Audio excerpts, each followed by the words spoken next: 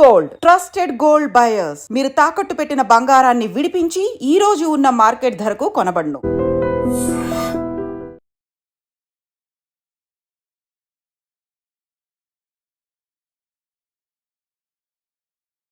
నమస్తే, welcome to I dream media. మళ్ళీ corona విజృంభించబోతుందా? దేశం మొత్తం మళ్ళీ లాక్డౌన్ తప్పదంటారా? ప్రజల మధ్య మనుషులకి మధ్య ఉన్న ఆ దూరాన్ని మళ్ళీ ఖచ్చితంగా పాటించాల్సిందేనా? అసలు కరోనా మళ్ళీ ఎందుకు విజృంభిస్తుంది? అసలు కరోనాకి అసలు అంతం ఉంటుందా ఉండదా? అలాంటి విషయాలన్నీ మనతో మాట్లాడడానికి డాక్టర్ శ్రీనివాస్ శైలజ్ గారు ఉన్నారు. ఆయనతో అడిగి మరిన్ని డౌట్స్ మనం క్లారిటీ తెచ్చుకుందాం. సార్, అసలు ఈ కరోనా మనుషులను చాలా వేధించింది సార్. ఎందుకంటే ఎవరు ఎలా చనిపోతున్నారో ఏంటో అర్థం కాకుండా సొంత వాళ్ళని కోల్పోయి చాలా నరకం అనిపించారు సార్. ప్రజలు లాక్డౌన్లోని చాలా బాధలు పడ్డారు, తిండి లేక చాలా అవస్థలు పడ్డారు. ఇప్పుడు అంతా సెటరేట్ అవుతుంది అనుకున్న క్రమంలో మళ్ళీ దేశంలో కరోనా విజృంభణ అని చెప్పి మళ్ళీ మన వార్తలు వింటూ ఉన్నాం సార్. అసలు కరోనాకి అంతం ఉంటుందంటారా సార్? అసలు ఏంటి సార్ ఇది? ఐ డ్రీమ్ ప్రేక్షకులకు నమస్కారం. నా పేరు డాక్టర్ శ్రీనివాస్. 2021 సంవత్సరంలో మనకి కరోనా చైనాలో తయారై ప్రపంచమంతా అనేక మంది ప్రాణాలను బలిగొంది. అయితే కరోనా ఎవ్రీ ఇయర్ వస్తుంది. కారణం ఏంటంటే మ్యూటేట్ అవుతూ ఉంటుంది. ఇది మన జీవితం ఉన్నంతకాలం కరోనా వస్తూ ఉంటుంది, పోతూ ఉంటుంది. ఇప్పుడు పర్టికులర్గా ఒక 10 రోజులుగా హాంకాంగ్, థాయిలాండ్ ఇలాంటి దేశాల్లో ఈ కరోనా మరలా వస్తుందని వార్తలు వింటూ ఉన్నాం. చాలా కేసులు వేల సంఖ్యలో నమోదవుతున్నాయనే విషయాన్ని మనం న్యూస్ ద్వారా వింటూ ఉన్నాం. గత 3 రోజులుగా ఇండియాలో కూడా కేరళ అలాంటి రాష్ట్రాల్లో కేసులు నమోదవుతూ ఉన్నాయి. ఇందు మూలంగా ప్రేక్షకులందరికీ, ప్రజలందరికీ తెలియజేయబోతున్నది ఒకటే: ఈ కరోనా ఎప్పటికీ పోదు, ఇది మనల్ని ఏమీ చేయదు. ధైర్యంగా ఉండడం ఒకటే మన యొక్క ముఖ్యమైనటువంటి అంశం.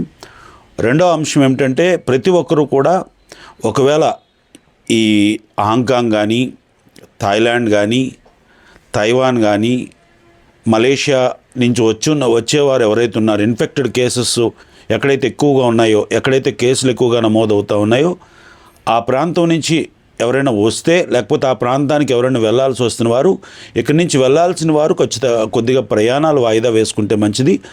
ఆ ప్రాంతం నుంచి వచ్చేవారు పర్టికులర్గా ఐసోలేట్ అయ్యి కొద్ది రోజులు, ఒక 14 రోజులు ఒక రూమ్లో ఉండి వారు తగు జాగ్రత్తలు తీసుకుంటే మన దేశాన్ని మనం కరోనా నుంచి తప్పించుకోవచ్చు.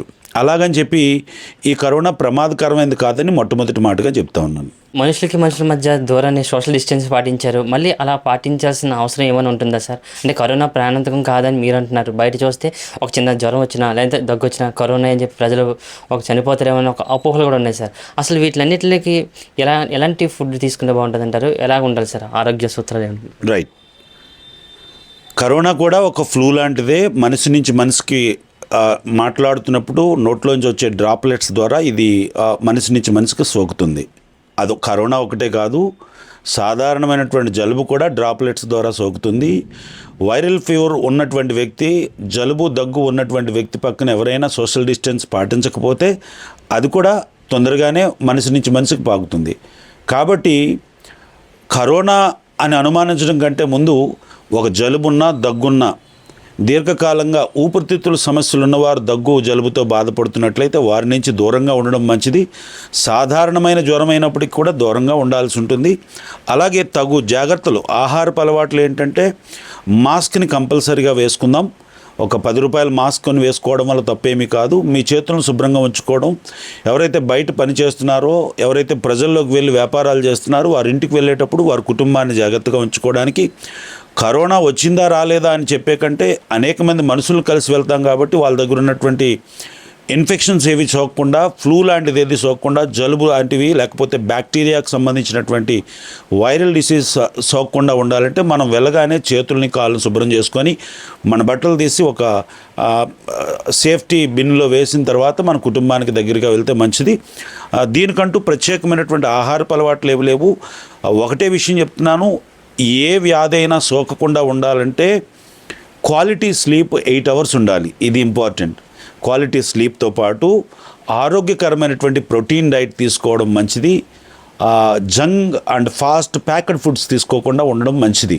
కాబట్టి ఆహారపు అలవాట్లు సరిచేసుకొని ఆరోగ్య సూత్రాలను పాటిస్తూ మినిమం 40 నిమిషాలు వ్యాయామం ప్రతి పౌరుడు కూడా, ఆడ మగ అని కాదు కానీ ప్రతి ఒక్కరు కూడా 40 నిమిషాలు వ్యాయామం చేయగలిగితే మీ ఊపిరితిత్తులు రోగనిరోధక శక్తిని పెంచుకొని ఏదైనా పొరపాటున ఇలాంటి వైరస్ ఏదైనా మీ శరీరంలోకి ఎంటర్ అయినప్పుడు దాన్ని నిరోధించే పరిస్థితి, వ్యాధి నిరోధక శక్తి పెరుగుతుంది. కాబట్టి ప్రతి ఒక్కరూ వ్యాయామం కంపల్సరీ.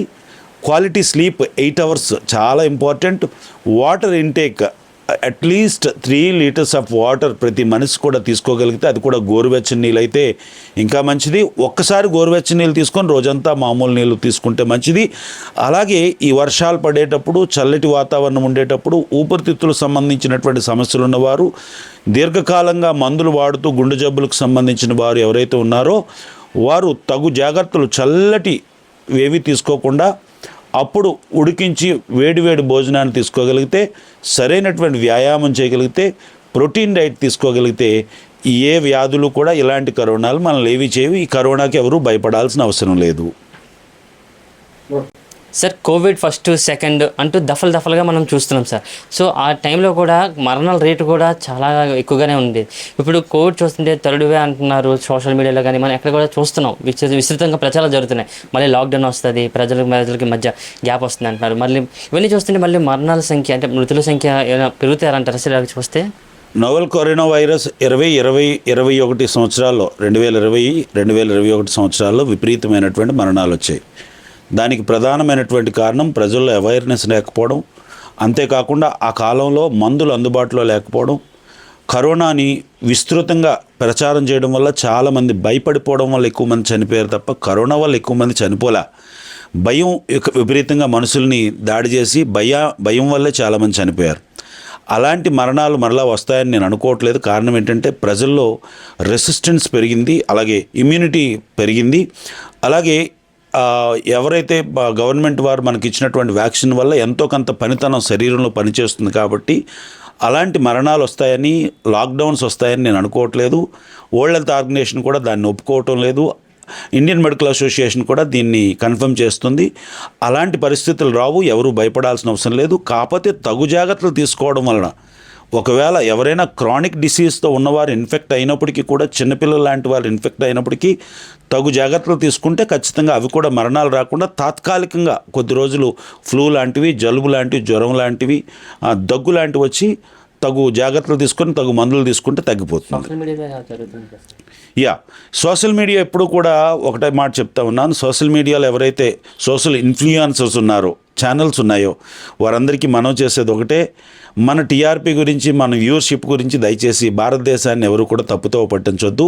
ప్రజలకు అవేర్నెస్ కలిగించడం మంచిదే, మీరు చెప్తున్న మాటలు మంచివే. కానీ చనిపోతారు, ఇదిగో అప్పుడే అలాగొచ్చింది, ఇక్కడ ఇలాగొచ్చింది అని చెప్పడం మంచిది కాదని ఈ సందర్భంగా తెలియజేస్తాను. అలాంటివేవి భారతదేశానికి మరి రావు, అలాంటివేవి జరగవు. తొందరపడి ఎవరు మందులు వేసుకోవద్దు, ఇష్టానుసారంగా ఎవరు కూడా ఏది పడితే అది వాడొద్దు. Thank you. Okay sir, thank you sir. నిజంగా ప్రస్తుతం ఉన్నటువంటి సమాజం దేనికి ప్రయారిటీ ఇస్తుంది? ఆర్థిక సంబంధాల చుట్టూ మాత్రమే తిరుగుతోంది. మళ్ళీ ఎన్నికలంగానే చాలా విరక్తి కలుగుతాను. మంచి అనిపిస్తుంది కదా, లేడీస్ కూడా ఛాలెంజింగ్ జాబ్స్ చేసినప్పుడు చాలా బాగుంటది. ట్రాఫిక్ అసిస్టెంట్స్ గా నియమించిన ట్రాన్స్జెండర్స్ అందరితో సాల్యూట్ చేయించుకుంటున్నారు. ఫుడ్ డెలివరీ ఇవ్వటానికి వెళ్ళినటువంటి డెలివరీ బాయ్ అనిల్ పై కళ్ళ ముందు